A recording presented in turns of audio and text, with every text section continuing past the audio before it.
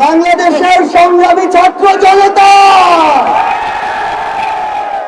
যে শাহবাগের মঞ্চ থেকে আমাদের লড়াইয়ের চূড়ান্ত ধাপ শুরু হয়েছিল, আজ আমরা অনেকটাই বিজয়ীর দেশে সেই শাহবাগের মঞ্চে আবার এসে জড়ো হয়েছি।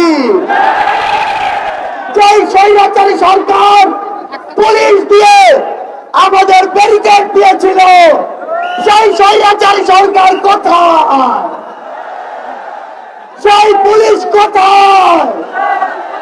আমরা স্পষ্ট করে বলে দিতে চাই, বাংলাদেশের ছাত্র জনতাকে ব্যারিকেড দিয়ে আটকে দেওয়া সম্ভব নয়। যদি আটকে দিতে চান, গদিতে আগুন জ্বলবে। এই স্বৈরাচারী সরকার নাকি ভারতে বসে পাল্টা করে অভ্যুত্থানের চেষ্টা করছে। এর চেয়ে বেশি হাস্যকর আর কি হতে পারে?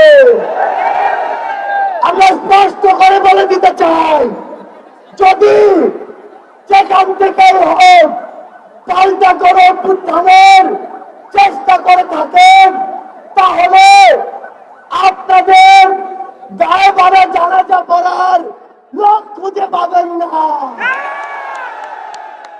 আমরা যখন রক্ত দিতে শিখেছি, তখন আপনাদের মতো ফ্যাসিস্টরা আমাদের লোক পর্যন্ত স্পর্শ করতে পারবে না।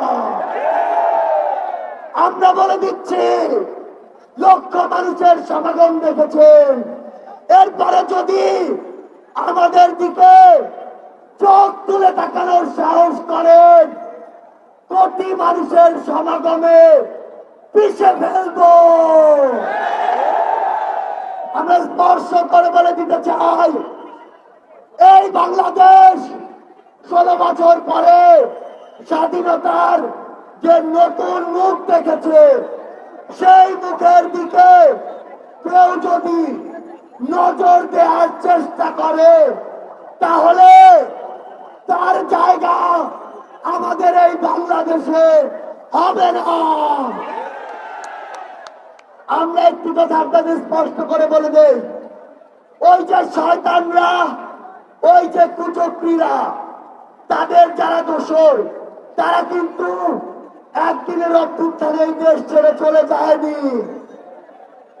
সালমান এফ রহমানের মতো ভণ্ড সেজে লুকিয়ে আছে আমাদের আশেপাশে। এদেরকে প্রতিহত করতে হবে। যেই নৌকার মাঝি এরা সাজুক না কেন, নৌকা সহ ডুবিয়ে দিতে হবে। আপনাদেরকে স্পষ্ট করে বলি, আমরা আমাদের একটি ধাপ মাত্র পার হয়েছি। যতদিন পর্যন্ত জনতার দ্বারা নির্বাচিত জনগণের সরকারের হাতে ক্ষমতা না যায়, ততদিন পর্যন্ত রাজপথে 10 মিনিটের ঘোষণায় নামার জন্য প্রস্তুত থাকতে হবে। যেই গর্ত দিয়ে ওই ফ্যাসিস্টের দোসররা বের হওয়ার চেষ্টা করবে, 2টা কাজ করতে হবে। সেই গর্তেই তাদেরকে ঢুকিয়ে দিতে হবে এবং ওই গর্তে তালা দিয়ে দিতে হবে। আমরা স্পষ্ট করে বলি, বৈষম্য বিরোধী ছাত্র আন্দোলন বাংলাদেশের কোন নির্দিষ্ট মতের বা দলের আন্দোলন ছিল না। এটি ওই ফ্যাসিস্টদের বিরুদ্ধে পুরো বাংলাদেশের সকল মতের, সকল দলের, সকল জাতের, সকল বর্ণের মানুষের সম্মিলিত একটি আন্দোলন ছিল। সে জায়গা থেকে সামনে যদি বিন্দু পরিমাণ কোন বাধার আশঙ্কা আমরা দেখি, তাহলে ওই 5ই আগস্টের মতো জনতার স্রোতে তাদেরকে পিছিয়ে দিতে হবে।